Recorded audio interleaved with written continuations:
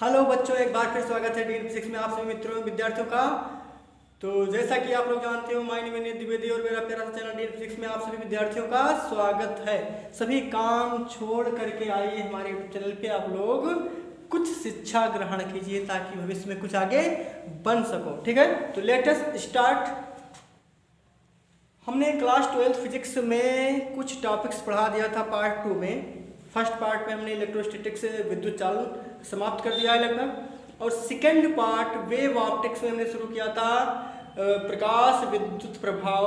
वो टॉपिक आप लोगों की कंप्लीट हो चुकी थी, उसमें हमने पढ़ा दिया था प्रकाश विद्युत प्रभाव और प्रकाश विद्युत समीकरण के बारे में हमने बता दिया था, उसका डेरिवेशन भी हमने कर दिया था।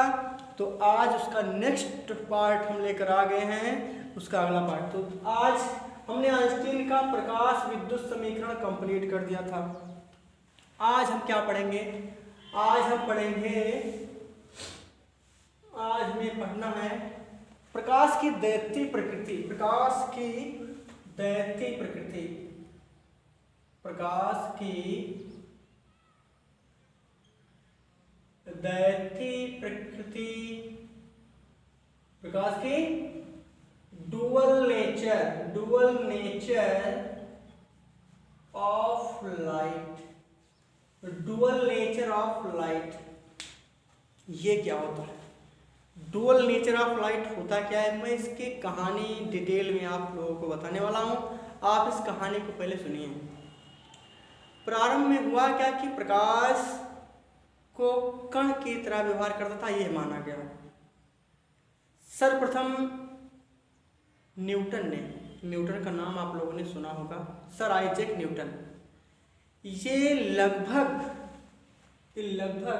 1660 ईस्वी के आसपास, लगभग 1660 ईस्वी के आसपास, नियर अबाउट 1660 ईस्वी के आसपास इन्होंने कणिकावाद सिद्धांत प्रतिपादित किया। कणिकावाद, न्यूटन का कणिकावाद सिद्धांत, कणिकावाद सिद्धांत, जिसको हम इंग्लिश में कर्पुस्कुलर थ्योरी भी कहते हैं, कर्पुस्कुलर थ्योरी भी कहते हैं। ठीक है, क्या कहते हैं? कर्पुस्कुलर थ्योरी। कण की प्रकृति, न्यूटन ने अपने थ्योरी में प्रूव कर दिया कि प्रकाश कण की तरह व्यवहार करता है, और प्रकाश की कणीय प्रकृति के आधार पर उन्होंने परावर्तन, अपवर्तन जैसी प्रकाशिक घटनाओं के बारे में सफलतापूर्वक व्याख्या भी कर दिया। शुरुआत से ही, प्रारंभ से ही तरह तरह के साइंटिस्ट थे, वो प्रकाश की प्रकृति को समझाने में या समझने में स्पष्ट नहीं थे। तरह तरह के वैज्ञानिक आए और उन्होंने प्रकाश के गुणों को सीखा, स्टडी बहुत करीबी से स्टडी किया। तो एक समय के बाद उनकी अलग अलग सोच, अलग अलग थ्योरी इनकम्प्लीट पाई गई, लेकिन तरह तरह के वैज्ञानिक आए। आइए जानते हैं कौन कौन से साइंटिस्ट ऐसे हैं। तो सर्वप्रथम आपके हैं न्यूटन। इन्होंने 1660 ईस्वी में कणिकावाद सिद्धांत का प्रतिपादन किया। इन्होंने बताया कि जो प्रकाश होता है ये असंख्य छोटे छोटे कणों से मिलकर बने होते हैं। उसको उन्होंने क्या कहा? कणिकावाद सिद्धांत। और कहा कि ये सरल रेखा में चलते हैं। प्रकाश जो है कण की तरह होते हैं, सूक्ष्म कणों से मिलकर बने होते हैं, और ये सरल रेखा में गति करते हैं। इसी को बेस मान करके न्यूटन ने क्या किया? कणिकावाद सिद्धांत का प्रतिपादन किया। अपनी थ्योरी, इनकी थ्योरी काफी दिनों तक आगे एक्टिव रही, और इसके बाद जैसे ही इन्होंने प्रकाश विद्युत प्रभाव,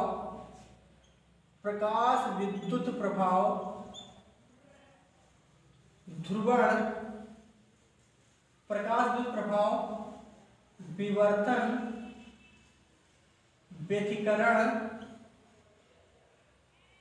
अब प्रकाश विद्युत प्रभाव, विवर्तन, व्यतिकरण, कंपटन प्रभाव, तो सबसे पहले विवर्तन व्यतिकरण, सबसे पहले व्यतिकरण और विवर्तन की जब व्याख्या करने के लिए खोज हुई, ध्रुवण की व्याख्या करना हुआ, तो प्रकाश की कणीय प्रकृति को सफलता प्राप्त नहीं हुई।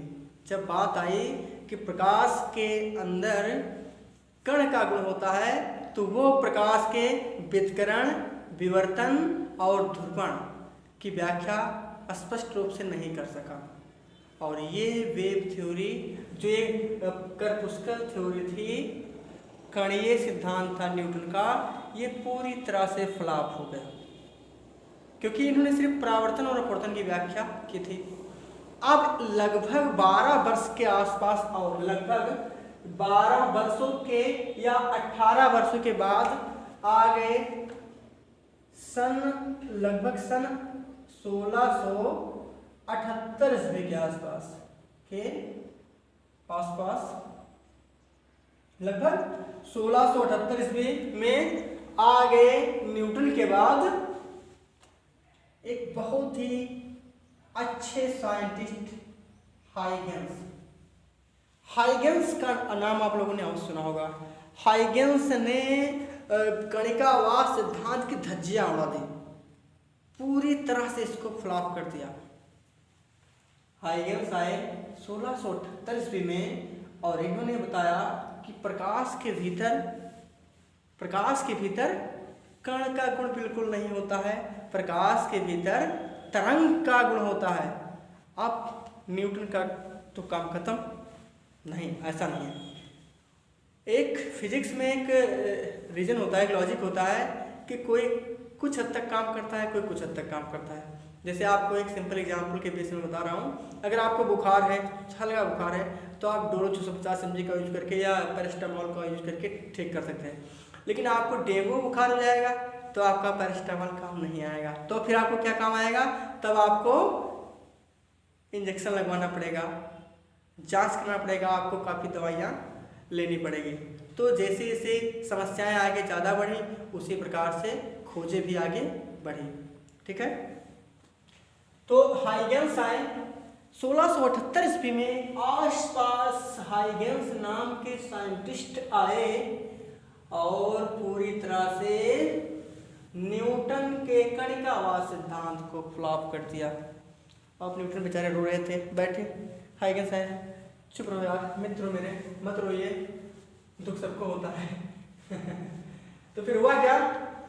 हाइगेंस ने करपुस्कल थ्योरी को नष्ट किया और अपना तरंग सिद्धांत निकाला, प्रकाश का वेव थ्योरी। प्रकाश का हाइगेंस ने क्या दिया? हाइगेंस ने वेव थ्योरी, तरंग सिद्धांत दिया, तरंग सिद्धांत का प्रतिपादन किया। कहा कि प्रकाश जो होता है उस तरंग का गुण होता है, उसके अंदर प्रकाश क्या होता है? तरंग का गुण होता है। और प्रकाश संचरण के लिए प्रकाश कहाँ कहाँ गमन कर सकता है, प्रकाश अगर तरंग है तो कहाँ कहाँ जा सकता है। तो प्रकाश के तरंग सिद्धांत के अकॉर्डिंग हाइगेंस ने परावर्तन, अपवर्तन, विवर्तन, व्यतिकरण, ध्रुवण इत्यादि सभी प्रकाशिक घटनाओं के बारे में आसानी से व्याख्या कर दी। हालांकि ध्रुवण की व्याख्या करने में थोड़ा कष्ट हुआ। क्या कष्ट हुआ? उन्होंने प्रकाश को अनुदैर्ध्य माना था, लेकिन प्रकाश के ध्रुवण की व्याख्या के लिए प्रकाश को अनुप्रस्थ मानना जरूरी होता है। तो बाद में प्रकाश को हाइगेंस ने अपनी गलतियों में सुधार किया और प्रकाश को अनुप्रस्थ मान के ध्रुवण की व्याख्या भी सफलतापूर्वक कर डाली। तो हाइगेंस ने काफ़ी उच्च काम किया, विवर्तन की व्याख्या की, व्यतिकरण की, ध्रुवण की व्याख्या की।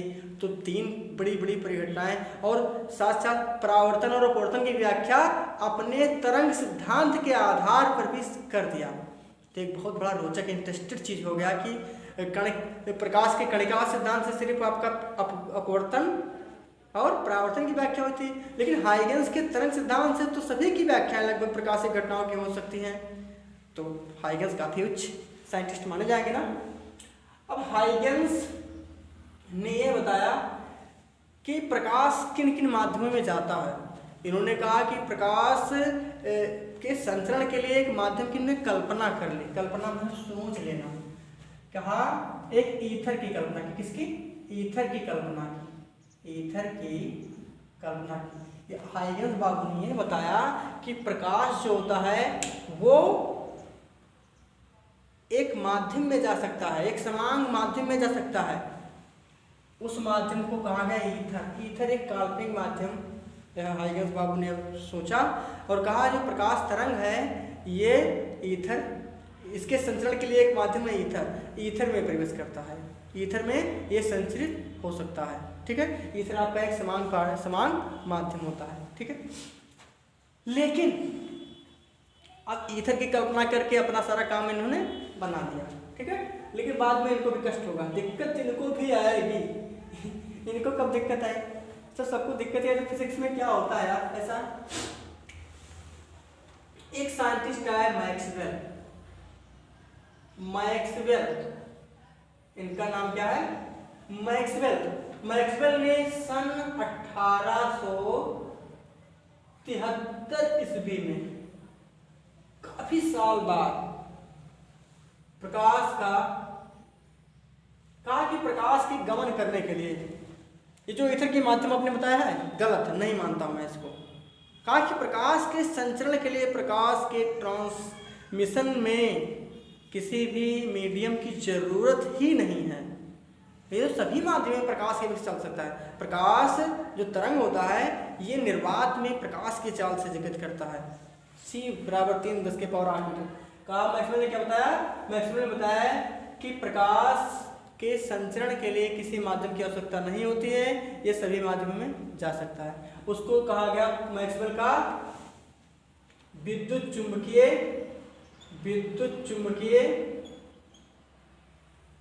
तरंग का सिद्धांत कहा गया। विद्युत चुंबकीय तरंग का सिद्धांत, प्रकाश the wave which required any medium for its transmission। वो तो आपका तरंग हो गया, लेकिन प्रकाश की तरंग के लिए किसी माध्यम की जरूरत नहीं है। इसको कहा चुंबकीय तरंग सिद्धांत के आधार पर मैक्सवेल ने। कब? सन 1873 ईस्वी में मैक्सवेल ने ऐसा कहा। ठीक है, कहा कि विद्युत और चुंबकीय क्षेत्रों में, हाइगेंस बाबू ने क्या कहा कि ये विद्युत और चुंबकीय क्षेत्रों में, किसमें? विद्युत और चुंबकीय क्षेत्रों में, बी और ई। ये कहा बी और ई के बीच में क्या होता है? ये लंबोद लगभग, ये क्या होती है? ये लगभग लंबोद संचरित होती है लगातार। इसके लिए कोई माध्यम की आवश्यकता नहीं होती है। और अपने चुंबकीय तरंग सिद्धांत के आधार पर मैक्सवेल ने अपवर्तन, परावर्तन, विकिरण, ध्रुवण सभी की व्याख्या कर दी। तो हाइगेंस बाबू की भी थ्योरी कुछ हद तक फ्लॉप हो गई। फ्लॉप हो गई नहीं हो गई? बताइए, हो गई। बिल्कुल कमेंट बॉक्स में लिख के भेजना कि हाँ फ्लॉप हुई। ठीक है, तो इस प्रकार से प्रकाश की दैत्य प्रकृति, बाद में फिर एक समस्या क्रिएट हुई। वो समस्या क्या है, वो एक कहानी क्या है जो बाद में फिर क्रिएट होती है। लास्ट में आता है प्रकाश विद्युत प्रभाव की व्याख्या। प्रकाश विद्युत प्रभाव की व्याख्या, कांपटन प्रभाव या बीएससी थर्ड ईयर में सेकेंड ईयर में पढ़ोगे, कांपटन प्रभाव, ये दो प्रभाव। अब इनकी व्याख्या करना हुआ तो ये तरंग सिद्धांत पर नहीं हो सकता, तरंग सिद्धांत पर बिल्कुल नहीं हो सकता। किस पे? बिल्कुल नहीं हो सकता। प्रकाश विद्युत प्रभाव की व्याख्या, प्रकाश विद्युत प्रभाव जानते हैं ना? जब धातु पर कोई उच्च आवृत्ति की प्रकाश पड़ता था पराबैंगनी किरणें, तो धातु के पृष्ठों से इलेक्ट्रॉन बाहर निकलने लगते थे। उसी घटना को तो कहते थे when a beam of light incident on the normally metallic surface, then the electrons release from the metallic surface, that effect is called photoelectric effect, and emission electrons is called photoelectron, and by region of the photoelectron the flow of current is called photocurrents। Understand? तो ये प्रकाश के प्रभाव, कांपटन प्रभाव की व्याख्या करने में आपका तरंग सिद्धांत भी विफल हुआ। तब कहा गया नहीं, प्रकाश के अंदर फिर इसको कण की तरह व्यवहार करना। 19वीं शताब्दी में आ जाओ, अब आ जाओ 19वीं शताब्दी में।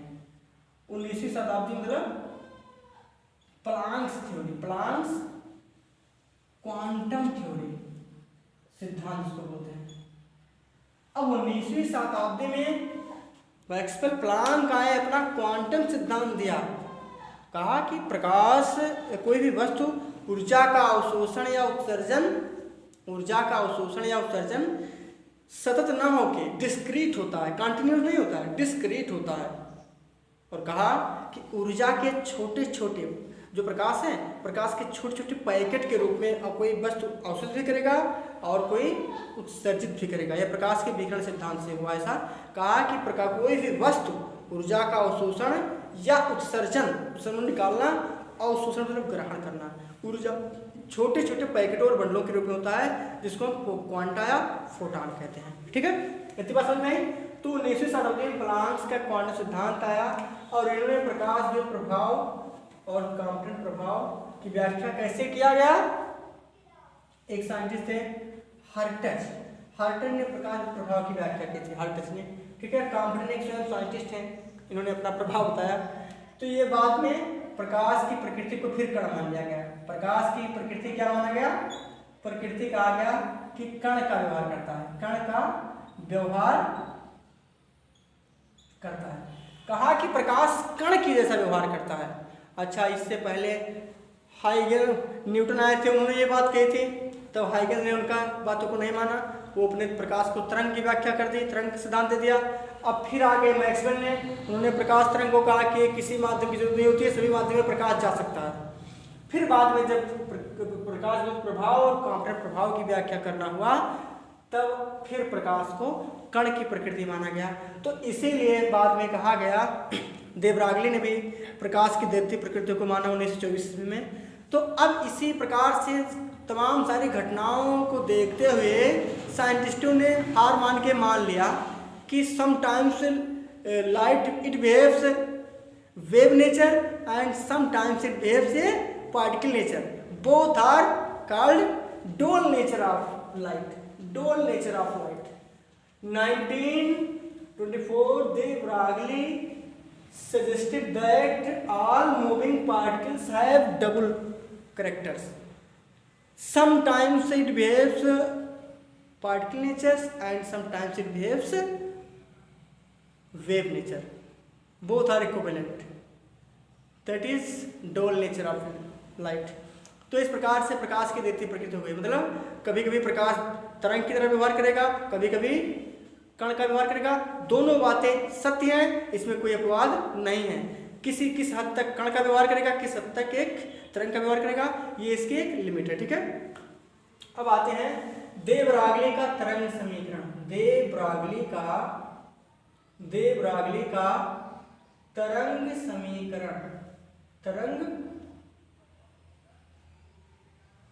समीकरण, दे ब्रागली, डी ब्रागली कहते हैं इसको।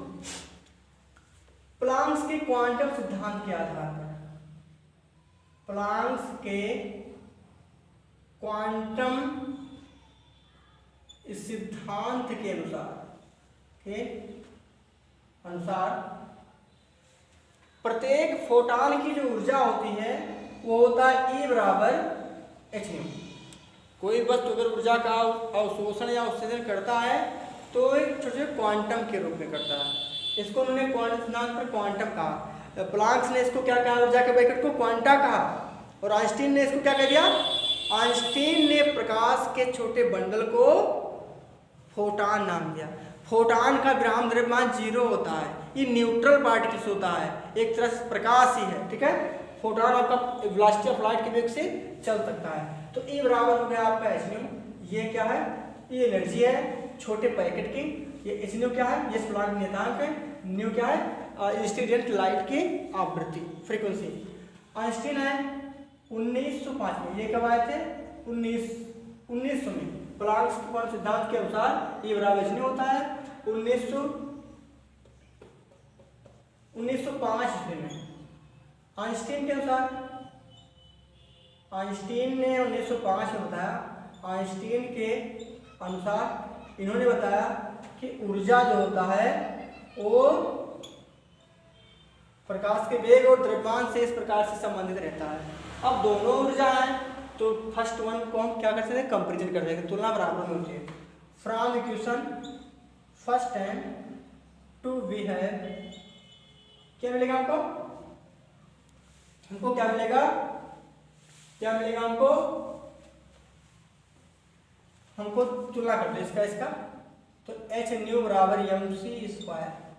ठीक है, हम जानते हैं कि जो न्यू होता है ये सी बटे लेमडा होता है, जहां सी क्या है, प्रकाश का चाल, और लेमडा क्या है, तरंग दैर्ध्य, इसका आप प्रकाश की तरंग दैर्ध्य, न्यू क्या है, आवृत्ति है। ठीक है, तो इसके साथ लिख दो एच सी बटे लेमडा बराबर एम सी स्क्वायर। क्या हो गया, अब आप क्या करोगे, छोटा सा काम, यहां से सी और सी नष्ट हो जाएगा, अब कहीं से गुणा कर दो बटे करके, लेमडा गुणे एम सी बराबर एच, लेमडा को रोको एम सी को जो एच बटे एम सी।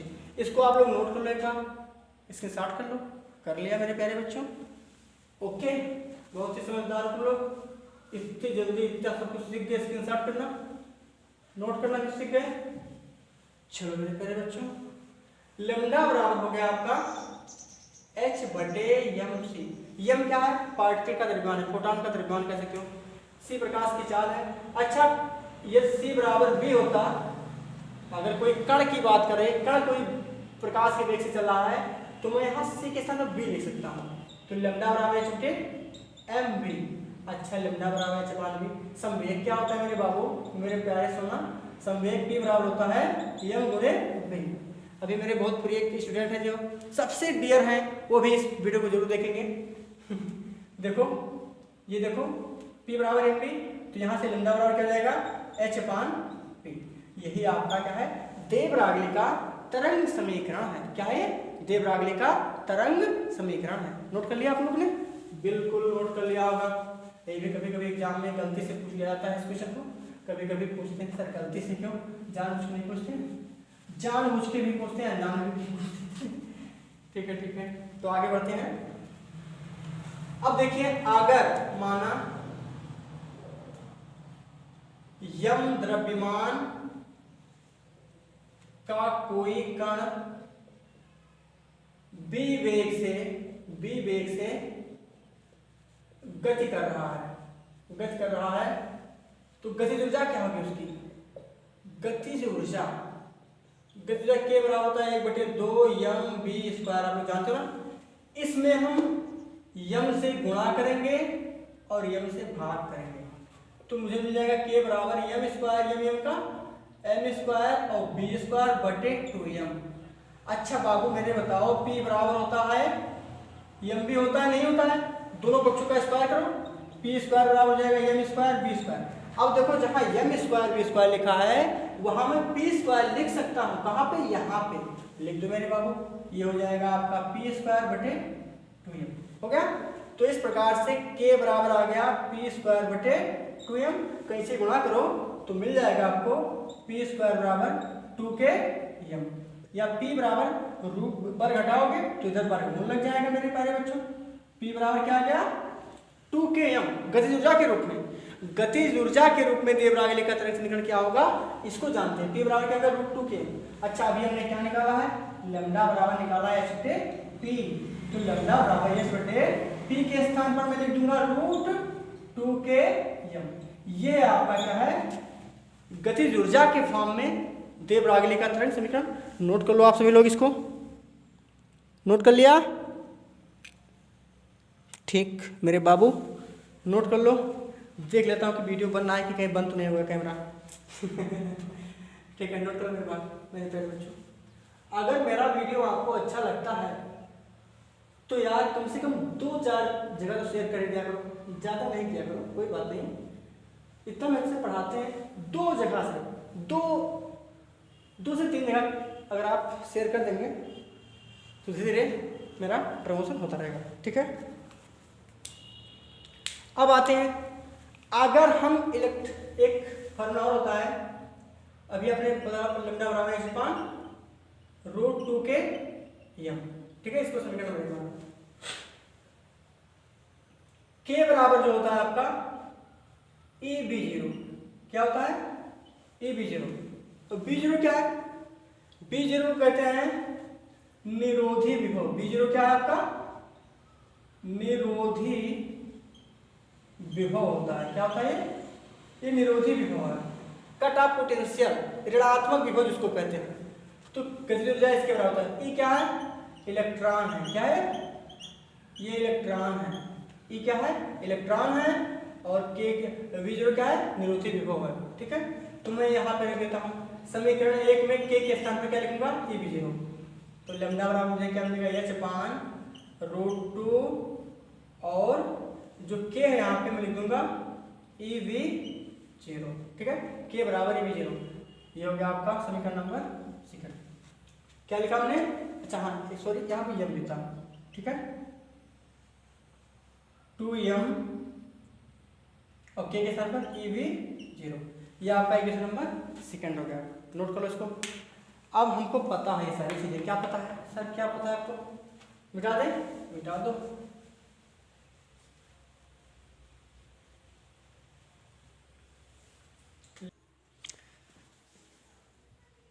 नोट हो गया, नोट हो गया ना। तो लैम्डा बराबर क्या हो गया आपका h/√2m ई वी जीरो।